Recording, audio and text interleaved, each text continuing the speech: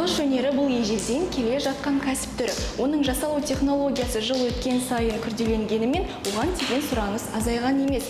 Қымбатты көрермен, бүгін біз сіздермен осындай әдемі құмыра жасап, оның адам денсаулығына пайдасы жайында бірге білетін боламыз.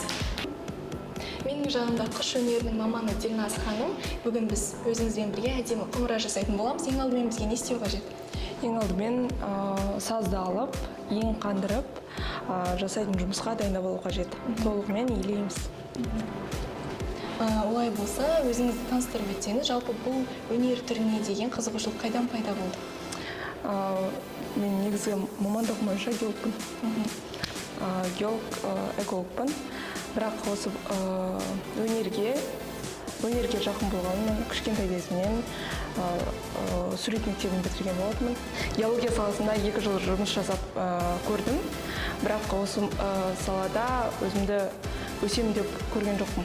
Әрі қарай өсіп, бір жоғары сатыда көтерілетінді көрмегендіктен қайтадан өнерге оралуға бел болдым.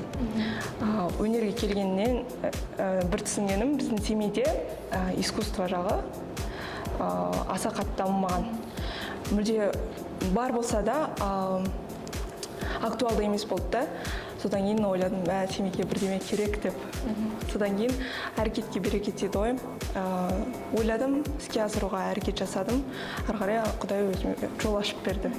Мысалы, бастап айта беретін болсам, көп мүмкіндіктер пайда болды, өте көп. Осылай, мен қыш өнеріне келдім. Қанша жыл болды? 1,5 жыл болды. Сізде өзіңіздің жеке шәкірттеріңіз бар, иә? Иә, бар. Керемет. Мұндағы жұмыста сол шәкірттер. Енді қарай не істейміз? Жалпы сазбалшықпен жұмыс жасағанда қандай ережелерді ескеру қажет? Міндетті түрде біріншіден саз дайын болу керек. Біздің саз арнайы прессталып, аппаратта өңделіп шығады. Одан кейін барып қана жұмыс жасаймыз. Ал егерде дайын емес даладан алған саз болса, оны ұзақ илеу керек. Құрамына да мән беру керек. Себебі кейбір балшықтар болады, адамға аллергиялық реакциялар көрсететін. Ондай балшықтармен мен жұмыс жасатпаймын, оларға да жалпы ешқайсысына. Енді келесі біз бекітеміз, кішкене бекітетін алып бекітіп аламыз. Мына жерде дискта өзі уровеньдері көрсетілген. Жылдамдығы қанша болу керек сонда? Жылдамдығы, бұны жылдамдығы деп осылай білмейді, жоқ.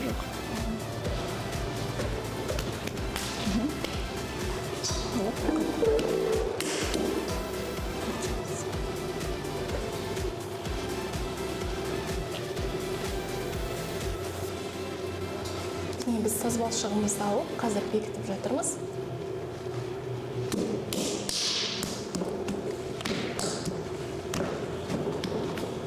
Енді қолымызды сулап алып, жұмысқа кірісеміз. Үнемі сулап отыру керек, иә? Міндетті түрде алақанымызды сулаймыз. Және де міндетті түрде опора болу керек.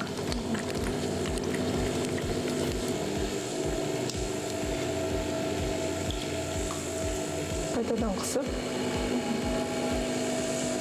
төмен түсіреміз. Біріншіден жаңағыда илеген кезде ауасы қалып қою мүмкін ішінде. Егерде ауа қалатын болса, қазір жасаған кезде қабырғасы жарылып, жыртылып кетуі мүмкін. Немесе пешке күйдірген кезде ол атылып кетуі мүмкін. Сол себепті осындай жағдайлардың алдын алу үшін біз толығымен осы жерге түсіндіріп жасаламыз.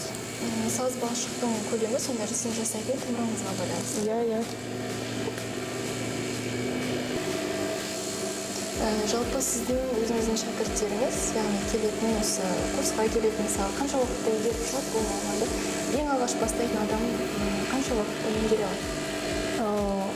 Онда бір реттік мастер-класстар, шеберлік сағаттары болады. Сол жерде жалпы база дейді ғой, негізін үйрене алады. Ал негізі келіп ыдыстар арнайы ыдыс жасауға келсе, керамикалық, онда оларға 1 ай кетеді. 1 айда өзі 8 сабақ. Сол 8 сабақта негізгі базалық деңгейде білімді алып шыға алады. қазір біз шайба тәрізді форманы келтіріп ыдысымызды көтере бастаймыз. Енді осы жерден бастап тура ортасын, иә, оң жақ саусағымда солақай емес оңқай болғандықтан оң жақ саусағымызды қойып осы сүйектің үстіне басамыз.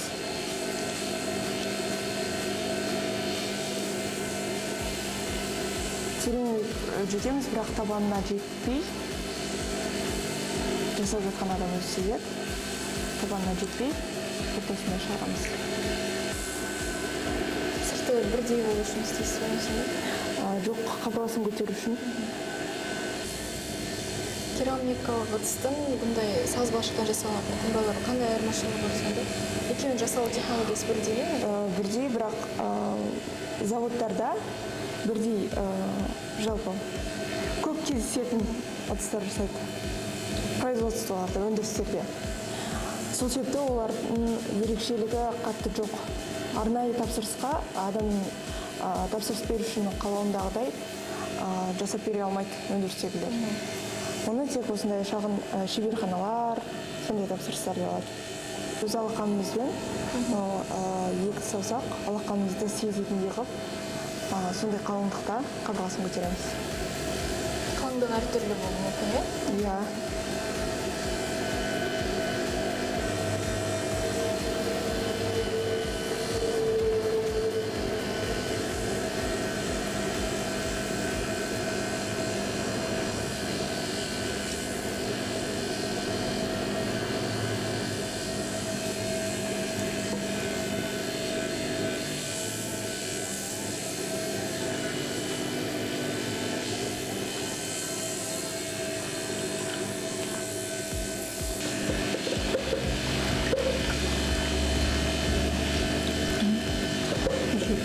Беребінізді қойды.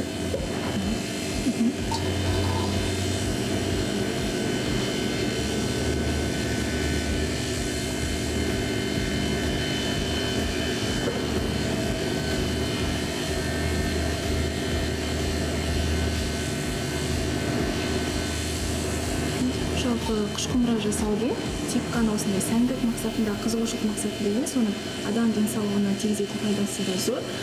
Мысалы, ересек адамдарды бұл күйзелістен арылса, ал балалар үшін бұл саусақтарының дамуымен оның ойлау жүйесін дамытуға да мүмкіндік береді. Мелкая моторика деп айтамыз. Жалпы ерекше балаларға аса күшті пайдасын тигізеді. Себебі ондай балалармен жұмыс жасаймын. Сол кезде байқағаным, ол балалар бірден алаңғасар болып тұрса, тынышталып қалады. Немесе күйзелісте жүрген балалар болса, оларға жаңа эмоция сыйлайды. Және де осында келетін оқушылар бізде, мысалы, бір рет келсе, ай сайын келіп тұрады. Яғни бір-ақ рет келіп қалмайды. Бұл бір реттік эмоция сыйлағанмен де адамдар осыны қайталауға келеді. Ересек адамдар келіп, қалада қарбалас өмірден жалығып болады ғой. Келіп, осы жерде терапия алып қайтады. Психологқа ай сайын барған сияқты, осында да келіп, ай сайын терапия алып отырады. Бұл глинотерапия деп аталады, балшық терапиясы. Иә, енді мен ең алғаш рет жасап тұрмын бұл нәрсені. Жаңа сыртын ұстаған өзінде бір мінезді тыныштандырып, қолға мысалы жаттығу деп айтсам да болады. Көбісі осындай терапиялық мақсатта келеді. Және де егер де босқа шығып кетсе, бізге келеді, жас жұбайлар келеді, 5 жылдыққа, 10 жылдыққа осындай ерлі-зайыптылар келеді. Сол кезде бұл терапия болғандықтан екеуінің ері мен зайыбының арасындағы қарым-қатынасты нығайтады. Яғни түсінушілік көбейеді. Сонда бұл жерге келіп әдемі романтикалық кездесу ұйымдастырылады. Иә. Егер де мысалы бұл бұзылып қалған жағдайда, мысалы жасалу барысында қалып қалған жағдайда қайтадан қалпына келеді ме? Оны егер түзейтіндей, қандай ситуация? Егер түзейтіндей жағдай болса, онда түзеп көмектесеміз. Егер де мүлде жыртылып кететін болса, онда алып тастап, астынан бастап көтерген дұрыс. Мысалы, дайын болған қайдан білеміз, бұл қыш құмыраны? Ал жасап отырған адамға ұнай ма, ұнамай ма, соны білмеймін. Формасына бір нәрсе әртүрлі. Қалыңдығы міндетті түрде болу керек. Жақсы қалыңдықта. Енді формасы ұнау керек адамға. Қабырғасын көтеріп болғаннан кейін, бұны біз кептіруге қоямыз. Кептіру толық кебу үшін сушеный шкафтар болады, немесе табиғи өз қалпында кебу үшін 5-6 кейде бір апта осылай кебеді. Толық кепкеннен кейін барып қана пешке салу керек. Себебі егер де жасаған ыдысымыз толығымен кеппесе, онда пешке салған кезде бір 2 сағаттан атылып кетуі мүмкін. Атылып кеткен кезде бұл жай ғана жарылып кетпейді, түгі қалмайды. Толығымен ұсақ-ұсақ шеберге бөлініп атылып кетеді. Мысалы, сыртына сурет салатын болса, оны қай кезде салған дұрыс? Жасап болғаннан кейін? Жасап болғаннан кейін салуға болады. Ангоп деген керамикалық боялар бар. Яғни ол пешке күйдірген кезде, муфийді пешке түсіп қалмайды, немесе басқа түске боялып кетпейді, өз түсін сақтап қалады. 11-12 сантиметр. 2 минут шығар даже. Жүндір жүру керек.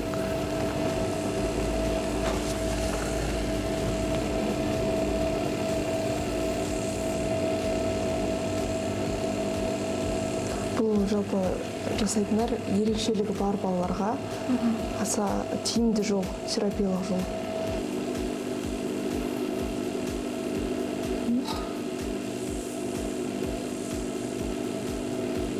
Словаңыз.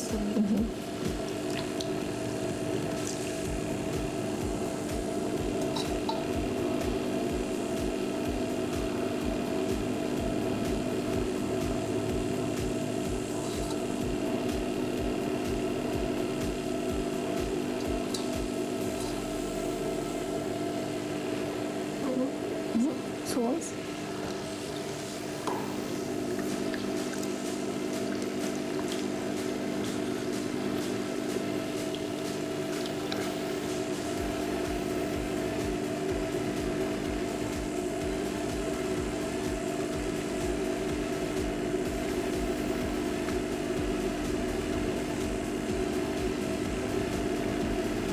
Сыртына әртүрлі өрнектердің барлығын сіз қолмен жасайсыз ба, енді қалай мысалы? Иә.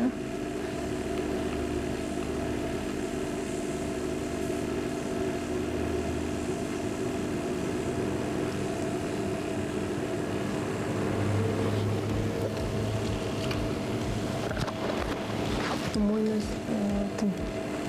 Жоң. Иә. Жоғы болып тұр. Сөйтіп кішкене күшіп жүреміз.